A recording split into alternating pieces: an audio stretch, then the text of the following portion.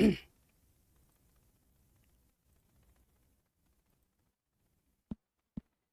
मेरे प्यारे बच्चों, आशा करता हूँ आप लोग अच्छे होंगे। तो आज हमारा जो प्रश्नावली 6.2 उसका फाइनल पार्ट हम पढ़ने वाले हैं। आज जितने भी क्वेश्चन बचे हैं वो सब हम समझेंगे, जानेंगे, और कल से हम प्रश्नावली 6.3 को भी स्टार्ट करेंगे। कल की जो हमने क्लास ली थी उसमें हमने 14 नंबर तक के प्रश्नों को कर लिया था, और 14 प्रश्न बहुत ही तगड़ा था, बहुत ही इंपॉर्टेंट था। ठीक है, अब हम आएंगे इसके आगे के प्रश्नों में। आज की क्लास बहुत छोटी रहने वाली है क्योंकि कुछ ही क्वेश्चन बचे हुए हैं, तो उनको निपटाते हैं। और जो अगली प्रश्नावली होगी 6.3, वो बहुत ज़्यादा बड़ी है, बहुत ज़्यादा बड़ी है। ठीक है, और इसमें बड़े बड़े प्रश्न हैं, बहुत इंपॉर्टेंट प्रश्न है, और उच्चतम निम्नतम का कॉन्सेप्ट हम सीखेंगे। कल की क्लास बहुत इंपॉर्टेंट होगी, तो कल सबको रहना है। और चलिए स्टार्ट करते हैं, नेक्स्ट क्वेश्चन में आ जाते हैं। हाँ, क्वेश्चन तगड़ा है, हटके है, इसलिए इंपॉर्टेंट है। क्वेश्चन क्या बोल रहा है, मान लीजिए क्लोज इंटरवल -1 से 1 से असंयुक्त, यहाँ पर एक वर्ड यूज किया गया, असंयुक्त एक अंतराल आई हो, तो सिद्ध कीजिए कि आई में ये जो फलन हमें दे रखा है से प्रदत्त फलन एफ वर्धमान होगा। ठीक है, इससे इससे फलन क्या होगा, वर्धमान होगा। तो आप तो जानते ही प्यारे बच्चों, वर्धमान फलन का कॉन्सेप्ट क्या होता है। अगर एफ डैश एक्स को दिए गए अंतराल में हम 0 से अधिक दिखा देते, धनात्मक दिखा देते, तो फलन हमारा वर्धमान होता है। उसी कॉन्सेप्ट का हम प्रयोग करेंगे। तो सबसे पहले हम लिखेंगे यहाँ पर दिया है, सबसे पहले हम लिखेंगे यहाँ पर दिया है। ठीक है, हमें क्या दे रखा है, फंक्शन एक्स हमें दे रखा है एक्स प्लस 1/x। ठीक है, तो जो भी फलन हमें दिया जाता है उसका हम क्या करना होता है, एक बार अवकलज करना होता है। तो एक्स का अवकलज क्या होगा, एक। 1/x का अवकलज क्या होता है, -1/x²। ठीक है,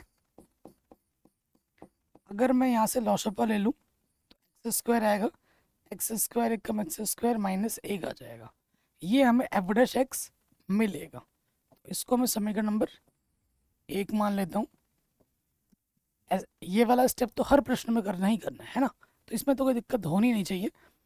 अब हम आ जाएंगे निरपेक्ष बिंदु के लिए। निरपेक्ष बिंदु के लिए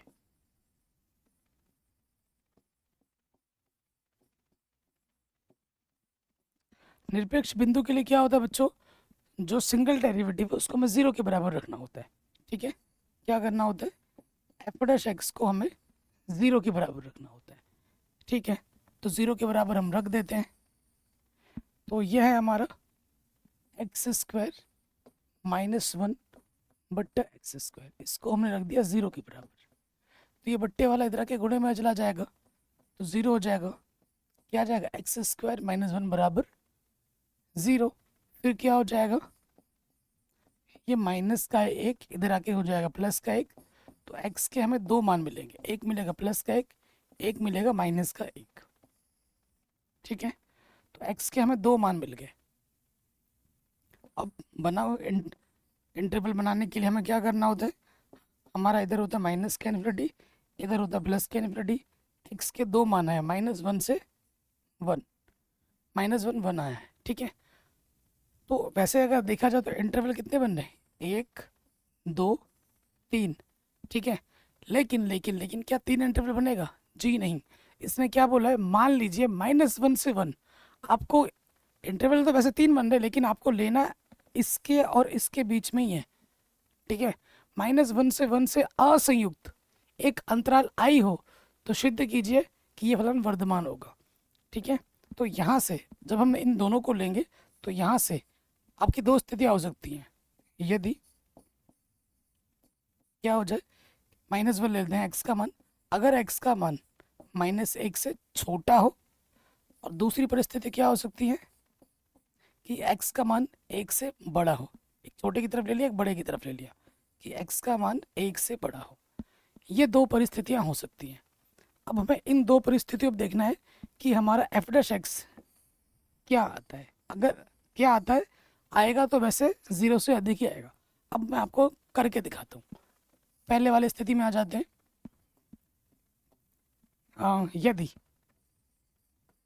यदि अगर आप x का मान -1 से छोटा लोगे, ठीक है, -1 से छोटा लेंगे, देखो तुम -1 से कितना ही छोटा लो, -2 -3 कुछ भी ले लो, नेगेटिव का वर्ग करने पे वो क्या हो जाता है, पॉजिटिव। जैसे सपोज करो -1 से छोटा क्या होता है, -2। तुम अगर -2 यहाँ रखोगे तो -2 का वर्ग क्या हो जाएगा, ऊपर प्लस हो जाएगा 4, 4 में से घटाओगे 3 आ जाएगा। तुम और छोटा लोगे, -3 रखोगे, 3 का वर्ग 9 हो जाएगा, 9 में से घटाओगे 8 आ जाएगा, ऊपर पॉजिटिव आएगा नीचे भी पॉजिटिव हो जाएगा। तो अगर आप x का मान -1 से छोटा ले रहे हो तो आपको एफ डैश एक्स क्या मिलेगा, पॉजिटिव मिलेगा, वही अपने को चाहिए। तो हमारा एफ डैश एक्स क्या है दोस्त, 0 से अधिक है, इसीलिए फलन वर्धमान है, इसलिए फलन वर्धमान है। इस केस में तो वर्धमान हो गया। अब दूसरे केस में देखिए, x का मान 1 से अधिक लीजिए। यदि x का मान 1 से आप अधिक ले लो, जैसे कि 2 3 4 5 कुछ भी ले लो, 2 लोगे 3 लोगे 4 लोगे तो ऊपर धनात्मक आएगा नीचे भी धनात्मक आएगा। जैसे मैं 5 ले लेता हूँ, 5 बचे 25, 25 में से घटाओगे 24 आ जाएगा, ऊपर नीचे 25, तो कुल मिला के प्लस का आना चाहिए, वही आ रहा है।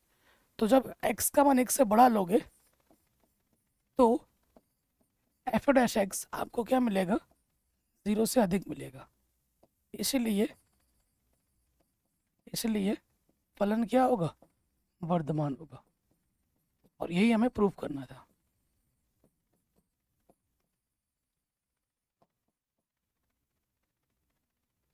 बहुत डर लग रहा है, बता दीजिए 75 नंबर तक कैसे, क्योंकि अभी एक चैप्टर भी नहीं पढ़ा है पिछले।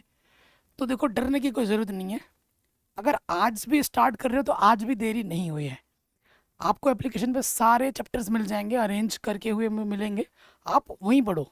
आपको मैं एक चीज़ बता रहा हूँ, जो भी बच्चा डर रहा है, देखो बच्चों, जो भी बच्चा डर रहा है ना, उसके लिए क्या है कि कई लोगों का बैकलॉग बन गया होगा, ठीक है, कई लोगों का बच्चों बैकलॉग बन गया होगा।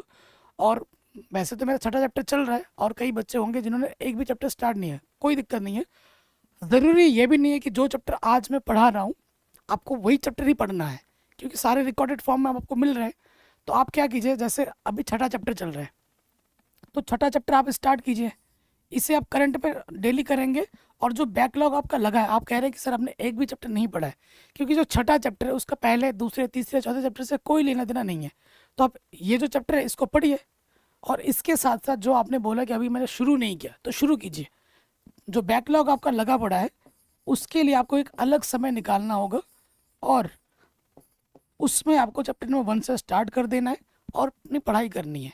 अगर मैं आपकी जगह होता और मैंने एक भी चैप्टर पढ़ाई नहीं किया होता तो मैं क्या करता, मैं आपको सीधा बताऊं, जो चैप्टर सर अभी पढ़ा रहे हैं, अगर जो मैं चैप्टर अभी मैं पढ़ा रहा हूँ उसको तो करता, क्लास लेता।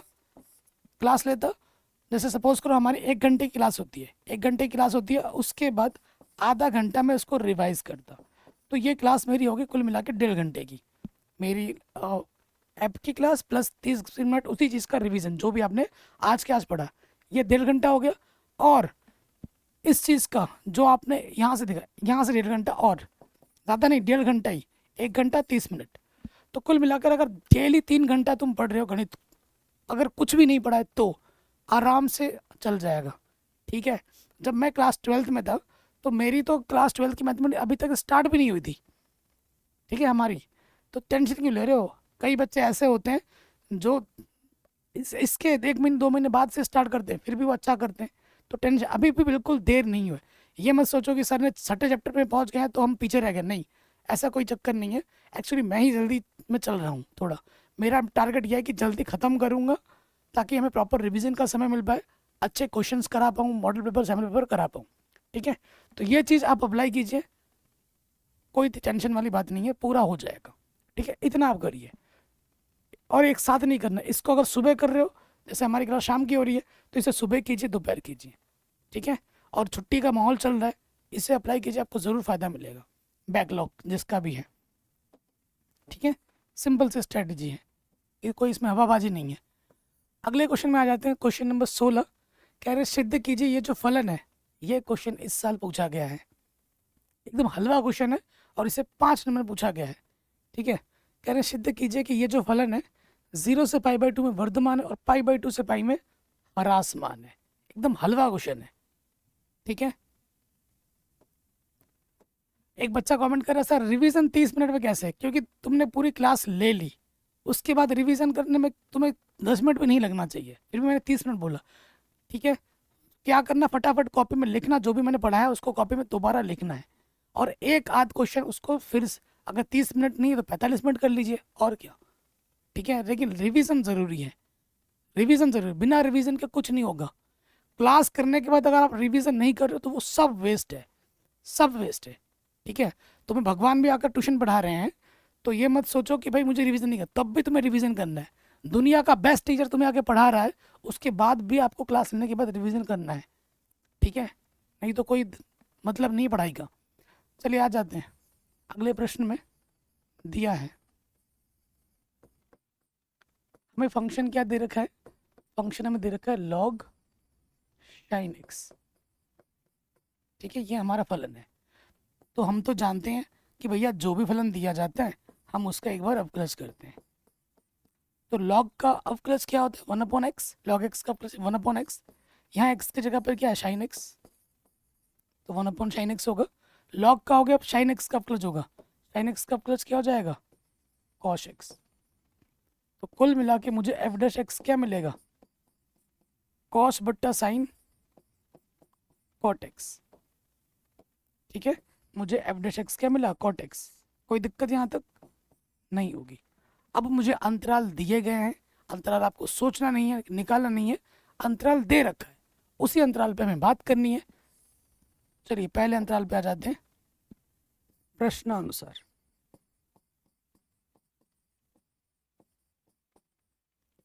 प्रश्नानुसार क्या है अंतराल हमारा, 0 से पाई बाई 2।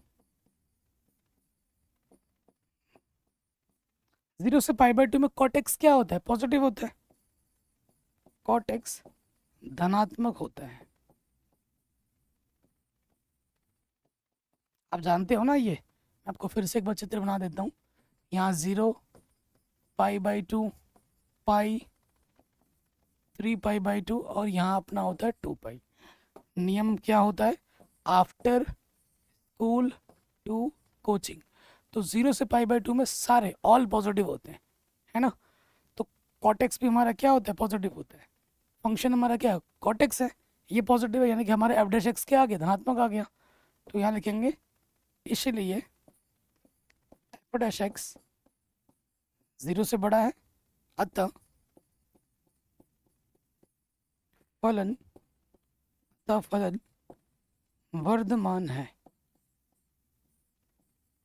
हमारा फलन क्या है दोस्त, वर्धमान है। 0 से पाई बाई 2 में वर्धमान होगा, फिर क्या चेक करना है, पाई बाई 2 से पाई में ह्रासमान होगा। पाई बाई 2 से पाई में आ जाओ, यहाँ से यहाँ पर सेकंड चतुर्थांश में साइन और कॉसेक पॉजिटिव होते हैं, साइन कॉस को छोड़कर कुछ भी है नेगेटिव होता है। कॉट क्या होता है, नेगेटिव होता है सेकंड चतुर्थांश में।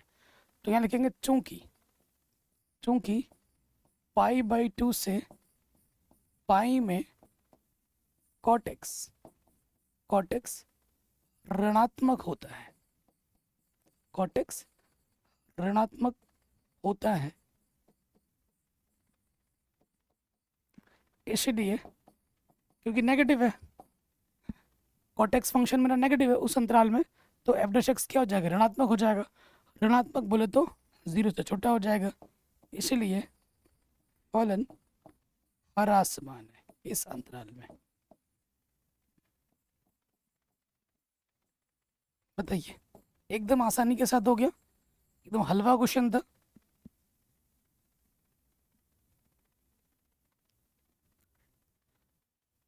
एक बच्चा कमेंट कर रहा है, सर मैं स्कूल में कोचिंग भी नहीं जाता हूँ, डर लग रहा है। तो भाई जो बच्चा मुझसे पढ़ता है वो कोचिंग छोड़ देता है, ठीक है, और मैं ऐसे पढ़ाता हूँ कि आपको कोचिंग की ज़रूरत ही नहीं पड़ेगी भाई, कोई डाउट ही नहीं रहेगा। बस जो पढ़ा रहा हूँ बस पढ़ते रहिए, उसको अच्छे से रिवीजन करते रहिए, ठीक है। तो कोचिंग की ज़रूरत नहीं पड़ेगी, स्कूल के टीचर की भी ज़रूरत नहीं पड़ेगी, यहाँ बस शिद्दत से पढ़ाई कीजिए। स्कूल में पढ़ाई हो ना हो आपको कोई लेना देना नहीं है, बस यहाँ ढंग से पढ़िए, सारा कुछ निपट जाएगा फिर। तो ये क्वेश्चन भी हो गया बड़े आराम से, ठीक है। नेक्स्ट प्रश्न पे हम आ जाते हैं कह रहे सिद्ध कीजिए कि ये जो फलन है सेम उसी टाइप का क्वेश्चन है जैसा अभी हमने किया, इस अंतराल में वर्धमान है और उस अंतराल में ह्रासमान है। ठीक है, कई बच्चे ये साइन देख के डर जाते हैं, भैया क्या करें मॉडुलस आ गया, तो मॉडुलस आ गया तो क्या हो गया, सेम क्वेश्चन है, सेम टाइप का क्वेश्चन है, तो यहाँ लिखेंगे दिया है, क्या दे रखा है अपने को फंक्शन, हमें दे रखा है लॉग, मॉडुलस का मतलब अगर होता है नेगेटिव है तो बाहर आके वो पॉजिटिव होता है ना, ये सिर्फ मतलब है, ये लॉग कॉस एक्स है, हमें क्या करना है इसका अवकलज करना है, लॉग एक्स का अवकलज क्या होता है 1/x में एक्स के स्थान पर कॉस एक्स है। ठीक है, हो गया 1/x, अब इसका अवकलज होगा कॉस एक्स का अवकलज क्या होता है माइनस के साइन एक्स। ठीक, तो हमें हमारा एफ डैश एक्स क्या मिला, साइन बट्टा कॉस क्या होता है 10 माइनस के 10x माइनस के 10x, 10x के सामने क्या लगा नेगेटिव, इसका ध्यान रखना। अब आ जाओ प्रश्नानुसार,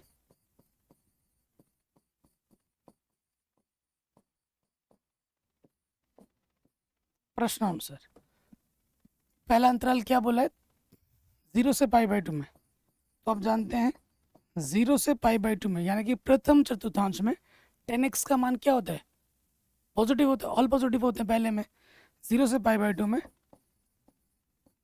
10x धनात्मक होता है, 10x धनात्मक है, तो जब ये मान रखोगे यहाँ पर धनात्मक, धनात्मक गुणा ऋणात्मक तो क्या हो जाएगा ऋणात्मक, पॉजिटिव इंटू नेगेटिव क्या होगा नेगेटिव, इसलिए एफ डैश एक्स क्या हो जाएगा ऋणात्मक, क्यों नेगेटिव है गुणा पॉजिटिव, नेगेटिव ये नेगेटिव और 10x का मान क्या है धनात्मक, तो पॉजिटिव गुणा नेगेटिव क्या होता है नेगेटिव, तो कैसे लिखेंगे चूंकि चूंकि एफ डैश एक्स का मान 0 से छोटा है इसलिए फलन ह्रासमान है। ठीक है, इस इंटरवल में क्या होगा ह्रासमान है। हाँ एक सेकेंड, 0 से π/2 में वर्धमान, हाँ ये क्वेश्चन गलत छपा है, ये क्वेश्चन गलत छपा है, आप कहोगे सर आपने गलत कर दिया, देखो यहाँ 0 से π/2 वर्धमान है, आपका तो ह्रासमान आ रहा है, तो आपने गलत कर दिया सर, नहीं मैंने गलत नहीं किया, यहाँ ये क्वेश्चन गलत छपा है, यहाँ वर्धमान की जगह क्या होगा ह्रासमान, और इस यहाँ ह्रासमान की जगह पर क्या होगा वर्धमान, ये मिस्टेक है क्वेश्चन की, इसे आप सही कर लेना। ठीक है, बहुत से क्वेश्चन है जो एनसीईआरटी में मिस्टेक है, बहुत से क्वेश्चनों के आंसर भी एनसीईआरटी के पीछे गलत दे रखा है, ये भी है। ठीक है, चलिए अब आ जाते हैं पुनः पुनः अब आ जाओ इस इंटरवल में 3π/2 से 2π में, देखो बच्चों 3π/2 से 2π में कॉस और सेक पॉजिटिव होते हैं, कॉस और सेक पॉजिटिव होते हैं, बाकी सारे नेगेटिव होते हैं, तो हमारा क्या है हमारा 10 है, तो 10 क्या होता है नेगेटिव होता है चौथे चतुर्थांश में 10x ऋणात्मक होता है, ऋणात्मक है, इसलिए एफ डैश एक्स क्या होगा, देखो नेगेटिव तो पहले ही है और 10x का मान भी क्या है नेगेटिव, तो नेगेटिव गुना नेगेटिव क्या होता है पॉजिटिव, इसलिए एफ डैश एक्स का मान पॉजिटिव का मतलब 0 से अधिक है, इसलिए फलन वर्धमान होगा, वर्धमान होगा, आराम से बन गया। हलवा क्वेश्चन है, इससे पहला वाला क्वेश्चन इस साल बोर्ड एग्जाम में भी पूछा गया है। ठीक है, तो हो सकता है इस साल ये वाला दे दिया जाए, दोनों का लॉजिक सेम है। ठीक है, ये प्रश्न भी हमारा बड़े आराम से बन गया, कोई दिक्कत नहीं। अगले प्रश्न पे हम आ जाते हैं। अगला क्वेश्चन और भी आसान है, कह रहे हैं सिद्ध कीजिए आर में, आर बोले तो रियल नंबर वास्तविक संख्या में दिया गया ये जो फलन है वर्धमान है। ये क्वेश्चन 1 नंबर में इंपॉर्टेंट है, कितने नंबर में 1 मार्क्स में 1 नंबर में इंपॉर्टेंट है। देखिए फिर एफ एक्स पे आ जाओ। एफ एक्स हमारे पास क्या है, एक्स की पावर 3 माइनस के 3x² प्लस के 3x माइनस के 100, ये हमारा फलन है। ठीक है, तो ये हमारा फलन है। तो जो भी फलन होता है, नियम क्या कहता है उसको एक बार अवकलज करो, तो इसका अवकलज हो जाएगा 3x² माइनस के 3 दूनी 6x, और यहाँ से हो जाएगा 3। 3 हमारा है उभयनिष्ठ, x², 3 दूनी 6, 3 एकम 3। ठीक है, 3 एकम 3। अब देखिए यहाँ पे क्या हो जाएगा बच्चों, अगर इसका गुणनखंड करो तो ये आ जाएगा x-1 का होल स्क्वायर। इसको मैं ऐसे लिख सकता हूँ, x-1 का होल स्क्वायर लिख सकता हूँ, लिख सकता हूँ कि नहीं, बिल्कुल लिख सकता हूँ। अब हमारे लिए काम एकदम आसान हो गया। खुद देखो, यदि x का मान तुम r से लोगे, कोई भी एक वास्तविक संख्या लो, कुछ भी, पॉजिटिव का हो नेगेटिव का हो, कुछ भी लो, x की जगह पे रखो। तुम नेगेटिव का भी रखो या पॉजिटिव का भी रखो, ये जो घात में वर्ग है 2 है, उसे सम संख्या बना दे, सम संख्या बोल रहा हूँ, धनात्मक बना देगा। ठीक है, x की जगह तुम नेगेटिव का मान रखो, पॉजिटिव का मान रखो, घात में क्या है, वर्ग है, तो उसे वो क्या कर देगा, पॉजिटिव बना देगा। ये पॉजिटिव गुणा पॉजिटिव, पॉजिटिव गुणा पॉजिटिव क्या होता है, पॉजिटिव। अगर x का मान r से आ रहा है तो हमारा जो एफ डैश एक्स है वो क्या है, 0 से बड़ा आ रहा है, धनात्मक आ रहा है, इसलिए फलन वर्धमान होगा, फलन वर्धमान होगा। आंसर, कोई दिक्कत, कोई परेशानी नहीं होगी। तो ये क्वेश्चन भी हमारा बड़े आराम से बन गया। ठीक है, कोई दिक्कत नहीं, कोई परेशानी नहीं। नेक्स्ट पे आ जाते हैं, आखिरी क्वेश्चन है इस वीडियो का बच्चों। हाँ, ये क्वेश्चन एग्जाम में ऑब्जेक्टिव में ही कई बार पूछा गया है, वेरी इंपॉर्टेंट। आपको एक बात बता देता हूँ बच्चों, एनसीईआरटी में जितने भी ऑब्जेक्टिव प्रश्न हैं वो सारे इंपॉर्टेंट है, एक तरीके से रट्टा मार लेना, क्योंकि एनसीईआरटी के ऑब्जेक्टिव क्वेश्चन एग्जाम में आते ही आते हैं। ठीक है, अगर आप यूपी बोर्ड में हो, एमपी बोर्ड में हो, राजस्थान बोर्ड में हो, ठीक है, उत्तराखंड बोर्ड में हो, तो एनसीईआरटी के जो ऑब्जेक्टिव वो तो आते ही आते हैं, पूरा जैसे कॉपी में यहाँ लिखा है एज इट इज़ ऐसा आ जाता है, तो बहुत इंपॉर्टेंट है। ठीक है, कई बच्चे मुझसे पूछते हैं सर सबसे बेस्ट किताब कौन सी है जिससे मैं पढ़ाई करूँ और मेरे पूरे 100 नंबर आ जाते, तो मैं हमेशा बोलता हूँ एनसीईआरटी। ठीक है, अगर स्पेशली अगर आप यूपी बोर्ड में हो, MP board, Rajasthan board, Uttarakhand board, इन सब बोर्ड में अगर आप हो तो एनसीईआरटी बहुत ही महत्वपूर्ण है। ठीक है, 90% क्वेश्चन आपके पूरा का पूरा एनसीईआरटी से आएगा, एज इट इज उठ के। तो एनसीईआरटी बहुत तगड़ी किताब है, अच्छे से पढ़िए। प्रश्न में हम आ जाते हैं, क्वेश्चन क्या बोल रहे हैं, निम्नलिखित में से किस अंतराल में ये जो y है वर्धमान होगा, ये फलन किस अंतराल में वर्धमान होगा। ठीक है, तो फलन हमें दे रखा है y, हमें दे रखा है x² गुणे में है e⁻⁻x। ठीक है, तो कोई भी फलन दिया जाता है हमें क्या करना होता है, एक बार अवकलज करना होता है। करो अवकलज, dy/dx। ठीक, तो ये दो फंक्शन की गुणा है, इसे फर्स्ट, इसे मान लो सेकंड।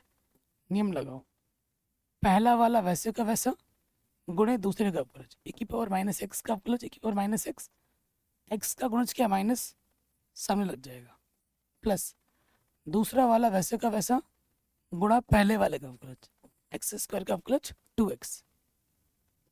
अवकलज आपको आना चाहिए। ठीक है, तो इसको थोड़ा ढंग से लिख लेते हैं। अगर आप ध्यानपूर्वक देखो तो हमारा यहाँ से x उपनिष्ठ आ रहा है, ठीक है, और e⁻⁻x भी उपनिष्ठ आ रहा है, तो यहाँ से x बचेगा, जो कि नेगेटिव बाहर निकाला है, तो ये चिन्ह बदल जाएगा, प्लस का माइनस ये बचेगा। ठीक है, अब इस क्वेश्चन को करने के दो तरीके हैं। एक तरीका क्या है कि आपको पता है वर्धमान फलन क्या होता है, इंटरवल को आपको दे ही रखा है, किस इंटरवल में ये फलन वर्धमान होगा, जिस इंटरवल में ये पॉजिटिव मान देगा उसमें वर्धमान होगा। ठीक है, तो एक तो है कि भाई 4 इंटरवल आप रख रख के देखो, 4 बार आपको करना पड़ेगा। एक तरीका है कि प्रश्न के कॉन्सेप्ट का यूज़ कर ले। इसने क्या बोला, वर्धमान है, तो आप जानते हैं प्रश्नानुसार कोई इंटरवल बताना है ना, प्रश्नानुसार वर्धमान के लिए, किसके लिए बच्चों, वर्धमान के लिए।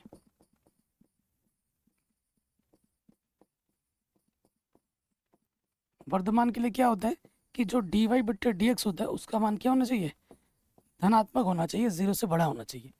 ये हमारा dy बट्टे dx है, तो इसका मान क्या होना चाहिए, 0 से बड़ा। रखो यहाँ पर x e की power minus x x minus 2, इसका मान क्या होना चाहिए, 0 से बड़ा। ठीक है, ये नेगेटिव है, दोनों तरफ मैं नेगेटिव से गुणा कर दूंगा, तो ये हो जाएगा x e की power minus x x minus 2। Negative से गुणा करने पर ये सिंबल चेंज हो जाता है, ये ऐसे हो जाएगा। देखिए मैंने आपको हमेशा बोला है, इससे पहले जब बताया था, कि जो e की पावर माइनस एक्स होता है ये एक धनात्मक राशि होती है, पॉजिटिव वैल्यू देती है। तो इन सब का गुणनफल 0 से समथिंग छोटा आ रहा है ना, तो ये तो एक धनात्मक राशि है, ये तो 0 नहीं हो सकता। एक बार आप इसको 0 लोगे, x का मान आपको 0 मिलेगा। एक बार इसको 0 लोगे, x का मान आपको 2 मिलेगा। और ये इंटरवल आपको क्या सजेस्ट करता है, ओपन इंटरवल। तो जो x का मान आ रहा है वो 0 और 2 आ रहा है, तो 0 और 2 यहाँ रख दो, तो हमें हमारा उत्तर क्या मिलेगा, 0,2।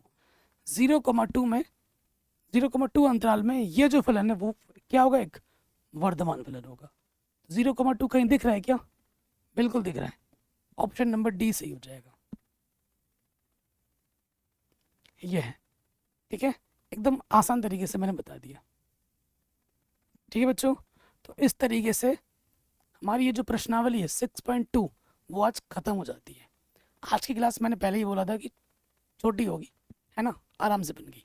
बाकी मैंने सब कुछ पढ़ा रखा है, आप देख सकते हैं, सब कुछ मिल जाएगा। बाकी क्लास डेली अटेंड कीजिए, यही मैं आपसे रिक्वेस्ट करूँगा। कल से हमारी 6.3 स्टार्ट होगी। 6.3 बहुत ही बड़ी प्रश्नावली है, बहुत बड़ी प्रश्नावली है।